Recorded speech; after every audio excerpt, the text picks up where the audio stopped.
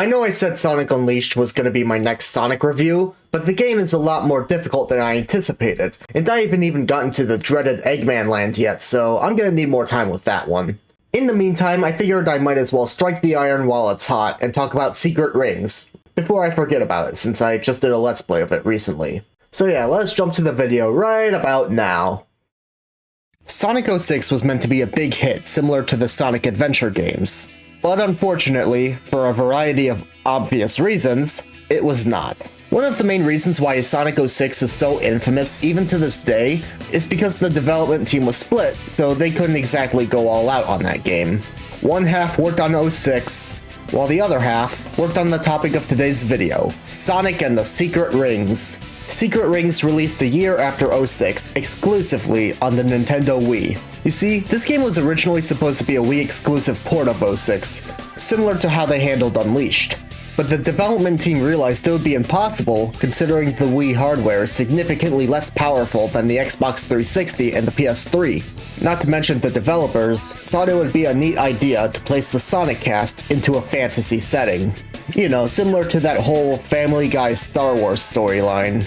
As expected from a Wii exclusive, this game goes all in on motion controls, and let's just say that gimmick isn't exactly for everyone. More on that later. Secret Rings is the first out of 2 Sonic games that take place in the storybook, and fun fact, there was supposed to be a third one that had a whole Greek mythology theme. But due to the low sales of both Secret Rings and the second game, Black Knight, that was canned. I understand the whole Sonic storybook thing isn't exactly what everyone is looking for in a Sonic game, but I can't help but be interested in what could have been, you know? But I'm getting sidetracked. Like my past Sonic reviews, this video will be divided into sections, each tackling a specific thing about the game.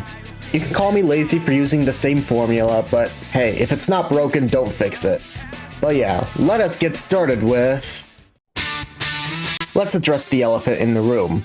The controls are janky as hell, especially when you want to move backwards. But other than that, hot take, I think the controls just take a bit of getting used to, and other than moving backwards, it's not as bad as people keep saying in my opinion.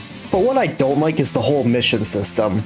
You go through the level once to complete the goal. Sounds fine so far, right? That's like every game ever. Then you have to do a various thing depending on what the character in focus says in a small section of the level. Okay? Then depending on the level, you gotta fight the boss. Alright? Then the characters tell you to go to the next level, but the next level hasn't even been unlocked yet, because you have to do some more bullshit like, say, smashing pottery like Link in the same exact level. Then, once you finally unlock it, you gotta do some more bullshit to get the World Ring in order to get the true ending. And by the way, it's never made clear which missions you have to do, so I had to look up a long play on YouTube just so I know what the fuck I'm supposed to do. Oh, and who am I to forget the amount of 7 rings in hand we have to put up with? Now, don't get me wrong, it's a good song, but it gets old, especially when we have to hear Make Believe's Reborn when we select a mission, beat a mission, fail a mission, and of course the only animated cutscene outside of the finale, and you know what? Wrap it up by using it one last time for the final boss itself.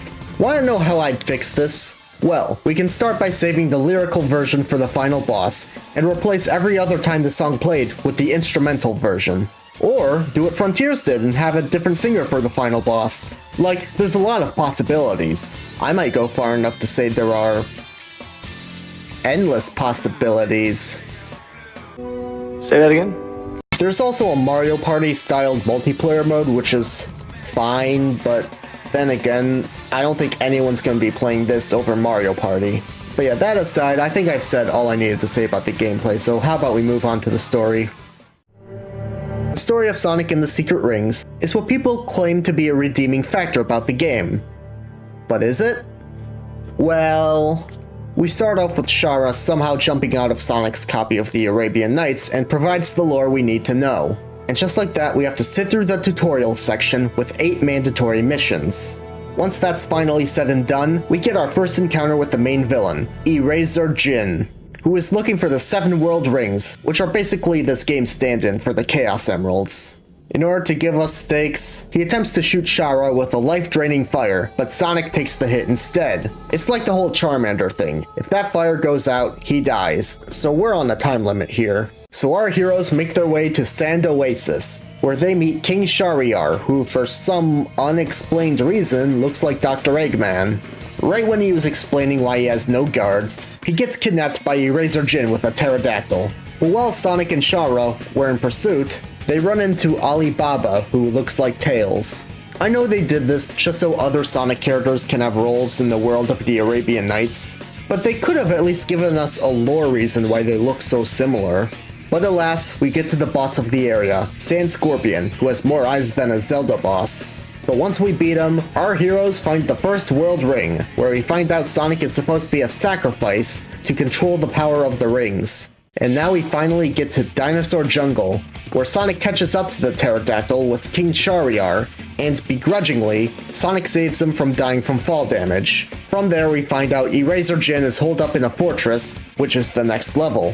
So after a few missions, our heroes collect the world ring and head right into the fortress. And that said fortress is Evil Foundry, where we go through one mission and witness Eraser Jin summoning Ifrit, not to be confused with the Final Fantasy summon.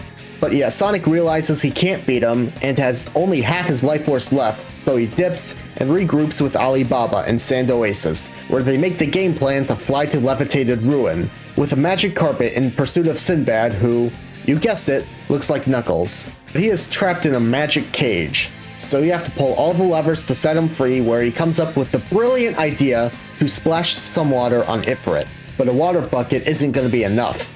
You need to get the blue world ring from Pirate Storm.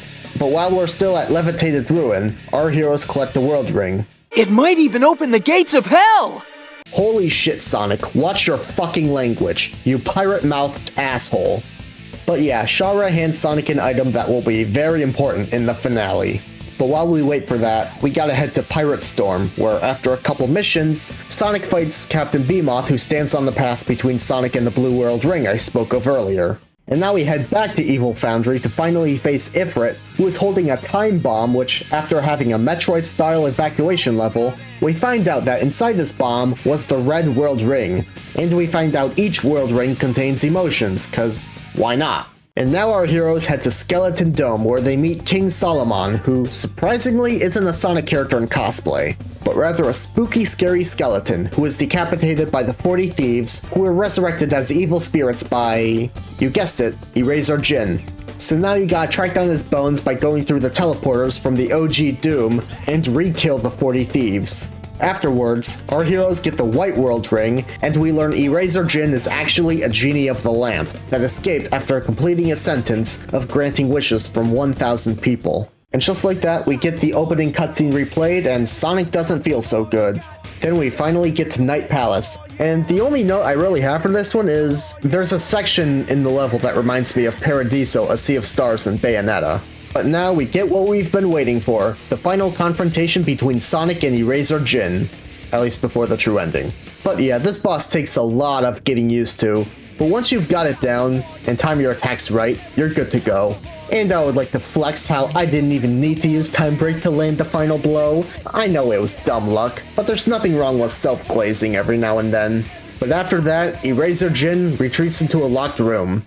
But after going through 4 minutes of unskippable credits, you can collect the last ring and unlock the door between worlds, where Eraser Jin awaits. He forces Shara to betray Sonic by handing over the 7 world rings. Though she snaps out of it, and when Sonic's about to get killed, Shara jumps in at the last second and fucking dies. Eraser Jin uses the power of the 7 world rings and transforms into Alf Layla wa Layla, an eldritch horror who can rewrite the Arabian Nights in his own image. But Sonic took the power of the rings of rage, hatred, and sadness, and transforms into the closest we've got so far to Dark Sonic being in the games, Dark Spine Sonic, whose voice Jason Griffith forgot to differentiate from his Werehog Sonic voice. If this is your world, then it's a world that I don't want any part of. You've really gone and done it this time, Eggman. With 7 rings in hand blaring into our ears one last time, we get the fine conclusion of the game. This boss, like what I said about, well, the entire fucking game, it takes a lot of getting used to. But once you've got the hang of things, it's not that hard. Though just landing one final hit instead of one final barrage of punches like the other hits does feel kinda underwhelming, not gonna lie. Your tale is finished, Eraser! Next time, try writing a better story! As badass as that line was, it's pretty ironic coming from Sega, though they do seem to be getting the grasp on things nowadays. But now we get the second and final animated cutscene, where it's revealed that the item Shara handed Sonic earlier was actually Eraser Jin's lamp. And also, his Jordans are fake, he has no maidens, and hasn't even thought about buying Spotify Premium. Oh, wait, that's not what he said? Hold on, I'm looking at the clip right here, and okay, there's the real one. Since Eraser Jin is a genie of the lamp, he is forced to grant 3 wishes. So, he brings Shara back to life, he returns the Arabian Nights back to the way they were, and lastly, he is forced to spend eternity trapped in the lamp, ensuring he will never return again. Unless Sega gets desperate and brings him back via some retcon, but with all the baddies we got right now, I don't think that's gonna happen. But after that, Sonic asks for a 4th wish, except this one is granted by Shara, and that is a mountain of handkerchiefs. Bro beat the living shit out of a genie and did the closest he could to killing the genie and told his girlfriend to cry about it. That sounds very awful out of context. But seriously though, I'm gonna talk about this whole thing in the next section, but yeah, the good guys chuck the lamp into lava and Sonic makes it back to his world. Somehow. Trust me, this is far from the weirdest thing that happened in the Sonic universe. But yeah, it's kind of a solid story. Didn't really stand out much, but here's something that really does to me.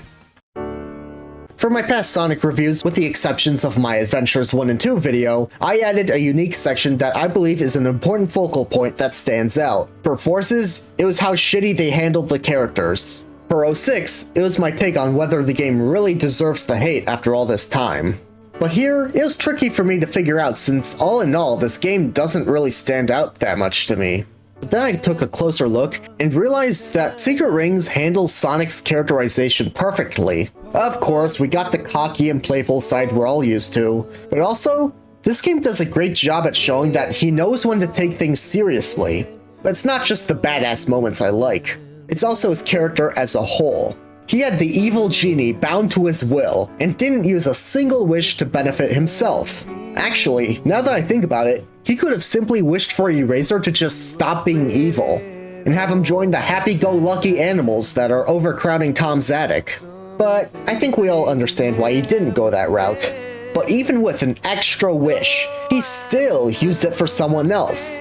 Because as much as he resents Eraser Jin, he understands Shara's perspective in all this.